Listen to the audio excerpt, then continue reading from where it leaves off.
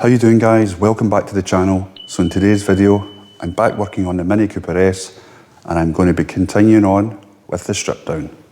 Start by getting the car up in the air, getting the wheel off, and that will give me access to the inner wing.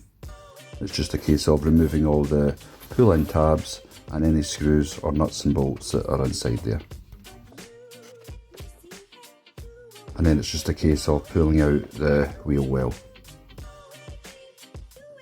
Now to get the bonnet open. I will continue by removing the side repeater, followed by the left hand side headlight.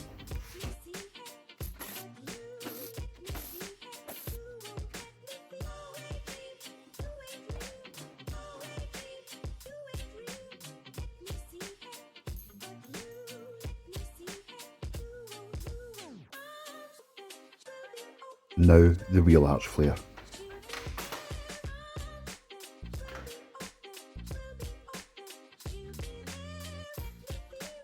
We'll now start removing the bolts that hold on the wing, followed by the A-pillar cover.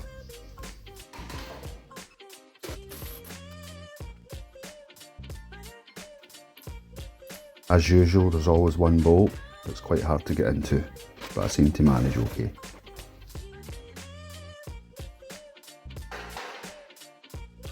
And as you can see, there's no hidden damage here on the actual inner wing.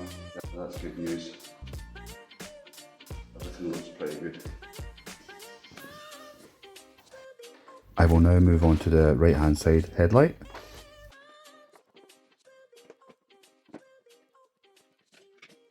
Followed by the front grille.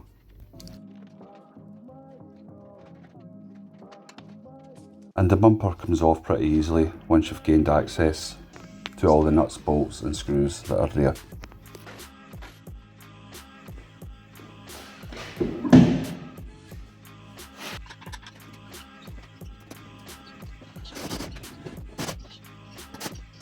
So it's pretty much just a big jigsaw puzzle. It's just a case of removing all the nuts, bolts, screws, tabs and remembering where everything goes and taking lots of photos as you go.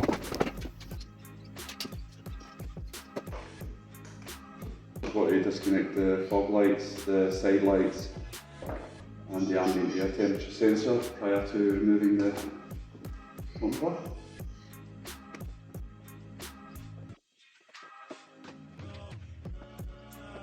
So it's just a case of taking my time, working methodically, and that way I won't damage anything.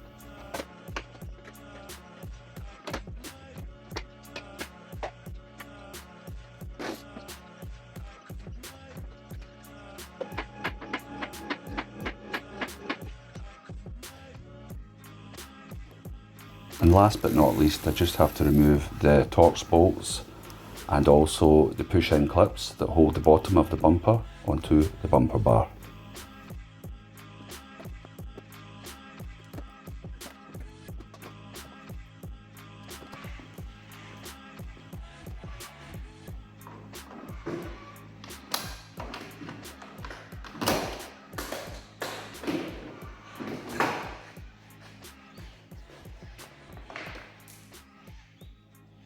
I'm just having a close inspection on the bumper, figuring out whether it will be easy enough to repair or if it's better just to replace it.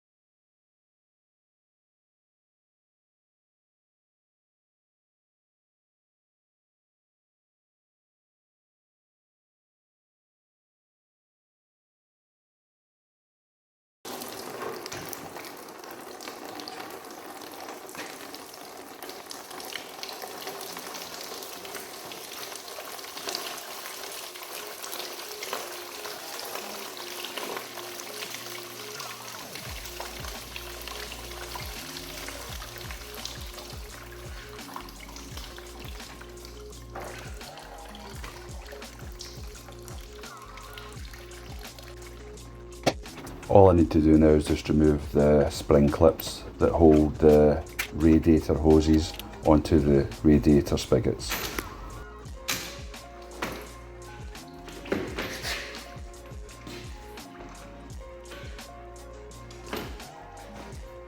Now I'm going to split the air conditioning condenser away from the radiator. Now there is refrigerant stored at high pressure within these hoses, so we have to be very careful that we don't rip or tear anything.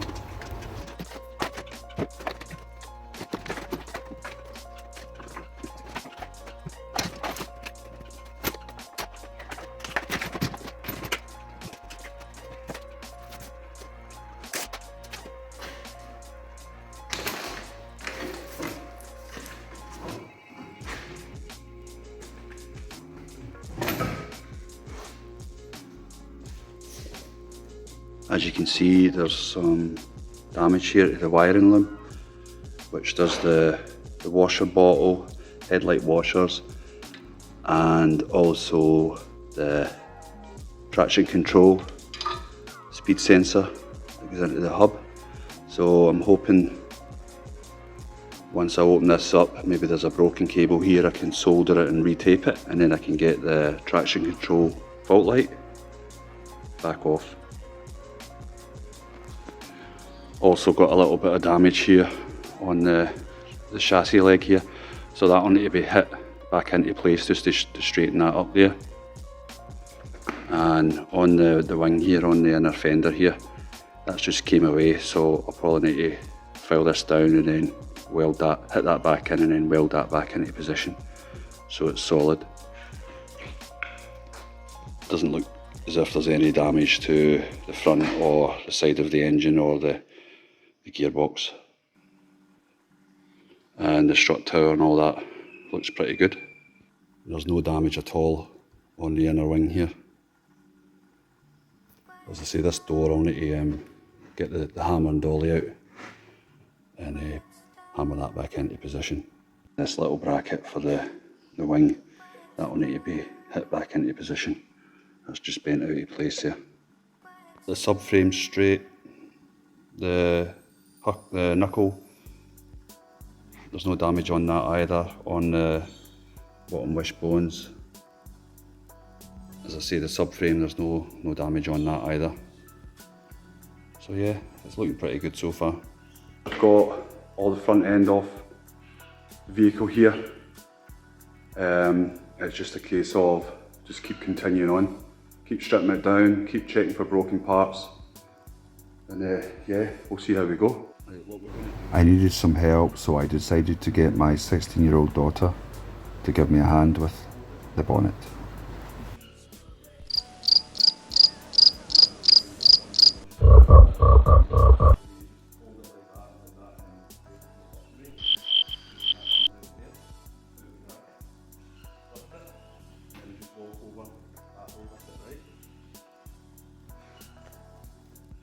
Okay.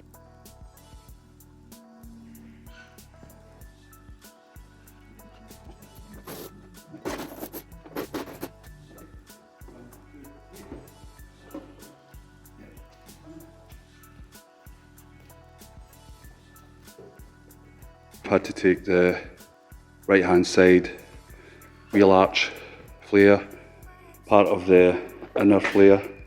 I've had to take the wheel off. That's just had to allow me to gain access to all the nuts and bolts and everything that will be in this side here that holds the radiator support on.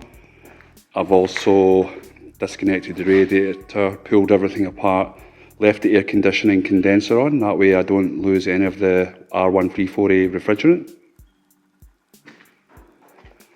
And then pretty much I've just disconnected the flow and return for the radiator and the expansion bottle. So what I need to do now is just have a look at this wiring here and let's see what we can do with it. So during the impact, something's actually damaged the cable here, and I think what's happened is there's a short circuit between some of the broken cables, and this is what's gave the fault light on the engine management system. So I'm hoping that I'll be able to strip this down and repair the cables if there is any damage there, and then get everything taped back up, because the last thing I want is to have a faulty traction control pump or ABS pump, because that's situated behind the engine underneath the ECU, and it would prove very difficult to get into if that's what's giving me the fault light on the dashboard.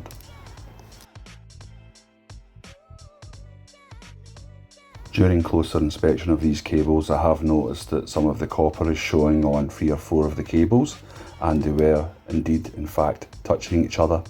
So I've just separated them just now to see if I can get this fault light to go away.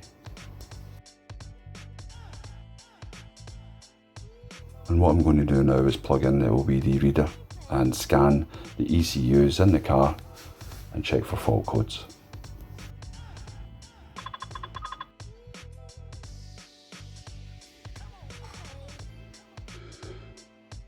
Everything seems good. That's the vehicle. Next.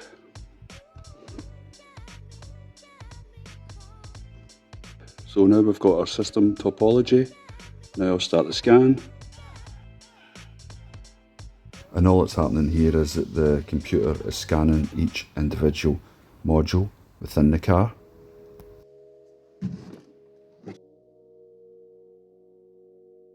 Yep, it's lit up like a Christmas tree. So what I'll do now is I'll clear these and then see if any come back.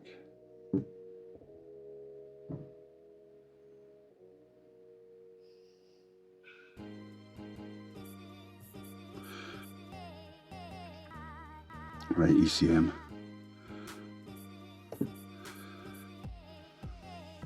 Now that's because I've got the boost pressure hose disconnected, so that's fine. Now what I want to do now is I'll try and start the vehicle and see if the traction control light disappears.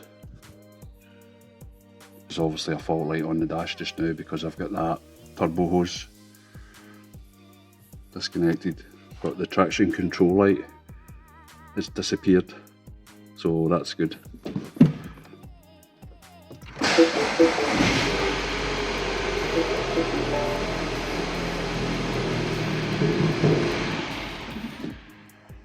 Right, so what we've got here is we've got the 2012 Mini Cooper S Roadster R59, and what I've done is I've compiled a list here of parts that I'm going to require for the rebuild. So first of all, we've got the bonnet or the hood, possibly hinges depending if they're out of shape or bent or not. Front bumper, we've got the front guard or the wing or the fender. Also we've got the door on the left hand side, that has to be repaired. Hopefully I can repair that and it doesn't need to be replaced to keep the cost down. Then I've got the left hand side headlight, left strut, which is obviously the suspension, left tie rod end, washer bottle, washer pump, radiator support, headlight chrome ring, 4 new tyres, traction control light which is now being repaired, that was just reset, antenna, then obviously the paint, and then there'll be some miscellaneous parts. But as I say, we're over here in Western Australia, it does take some time for parts to arrive here because we're so isolated. So what I'll do now is I'll get a list of parts, I'll get everything priced up, and then I'll start sending out and getting the parts in. And that's it guys, thanks very much for watching, take care.